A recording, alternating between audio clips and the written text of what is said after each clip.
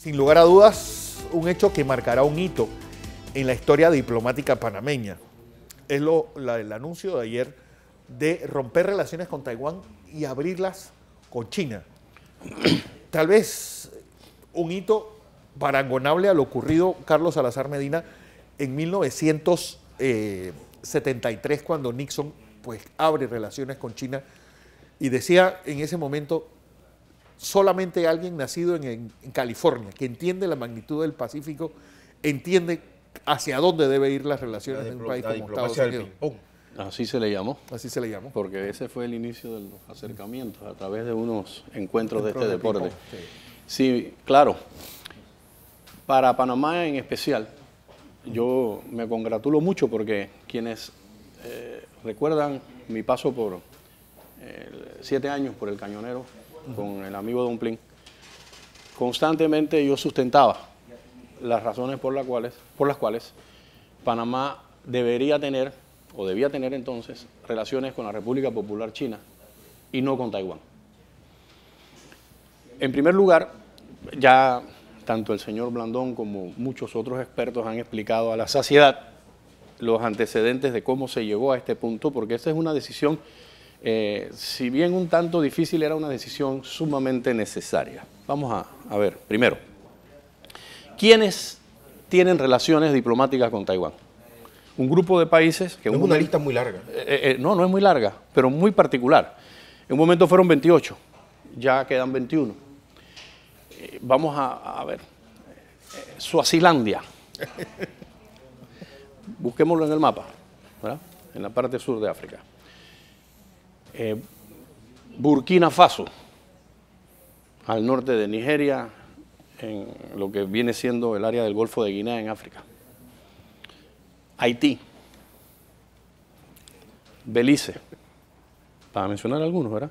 Kiribati, Islas Solomon, Y las marchas. Haití, Ahí la marcha, ¿verdad? Una prestigiosa lista. Panamá ha sido parte de esa prestigiosa lista de estados, en mi opinión, poco serios, y que entre las cosas que tienen en común es el alto grado de corrupción de sus sociedades, coyunturalmente ligado a la política de la chequera, que alienta esa corrupción en estos estados. Y por otro lado, son los mismos estados que aparecen en la lista de los países de menor rendimiento de sus estudiantes en matemáticas e idiomas. No. Es la misma lista. Y de menor rendimiento de sus gobiernos en desarrollo social y desarrollo... Es la misma lista. Ahora vamos a verlo de esta forma. Yo siempre pongo este ejemplo para que el que no conoce de relaciones internacionales, porque ahora usted ve, bueno, es normal, las redes sociales, lo bueno que tienen es que hay democracia para opinar y también que todo el mundo opina aunque no sepa.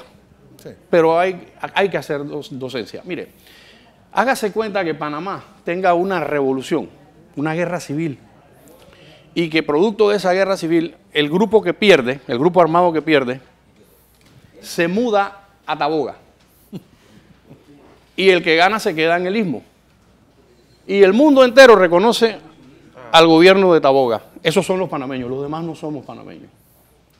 Bueno, mucho más grande y desproporcionado es cuando haces la comparación en cuanto a territorio, población, economía, geopolítica, el papel que juega fundamental en este momento en el mundo la República Popular China. Lo mismo que está jugando la Federación Rusa, en un momento en que Estados Unidos, producto de su propia voluntad, escogió un presidente que permite que pierdan prestigio, influencia, credibilidad ante el mundo serio, ante el mundo que cuando usted mira la lista nuevamente de los países que apoyan a Taiwán, chantajeados por la chequera, y usted se pregunta, ¿por qué ninguna potencia seria tiene relaciones con Taiwán? Hagámonos esa pregunta. ¿Por qué Alemania no tiene relaciones con Taiwán? La tiene con China. Francia, Italia, España, Gran Bretaña. ¿Por qué no tienen relaciones? Estados Unidos, Canadá, ¿por qué no tienen relaciones con Taiwán? Entonces Panamá era una deuda que tenía, en mi opinión, desde una deuda de 45 años, que aquí muy bien lo explicó el señor Blandón, la evolución de cómo Panamá, hay que reconocer, bueno, Panamá tiene una tradición negociadora brillante. Los negociadores panameños han logrado cosas que el mundo entero queda admirado. El ejemplo más claro, las negociaciones de los tratados, tanto los que se firmaron en el 36, Arias Roosevelt, que Roosevelt dijo, vi entrar a un hombre pequeño y vi salir a un gigante de su despacho. Ramón Eisenhower, que logró otras conquistas y que fueron marcando el camino, los 3 en 1, aunque no se firmaron, pero se negociaron, dieron pauta a un grupo. El mismo restablecimiento de las relaciones en 1964. Exactamente. Moreno, que fue Panamá sienta a la primera potencia y logramos resolver lo que se conocía como las causas de conflicto.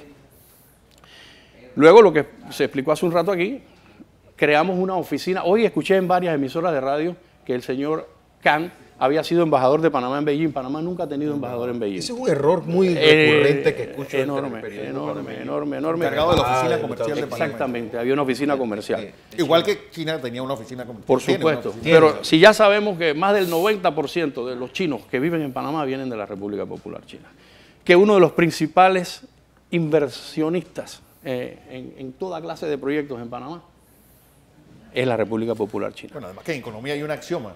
Dios creó el cielo, el mar y la tierra y todos los demás se hacen en China. Así es. El segundo usuario del Canal de Panamá, es decir, nuestro segundo socio en el Canal de Panamá, es la República Popular China.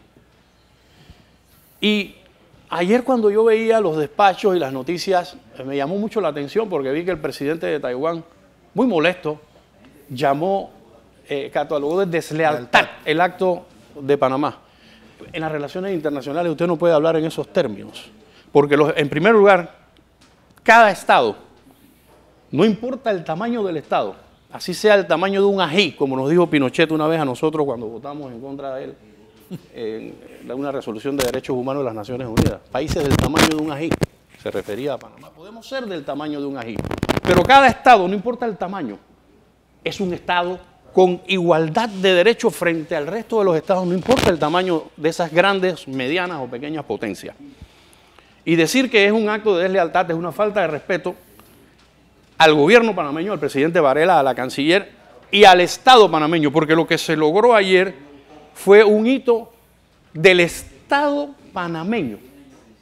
Eso nos involucra completamente a todos y aquí no se puede permitir hablar de deslealtad, tampoco.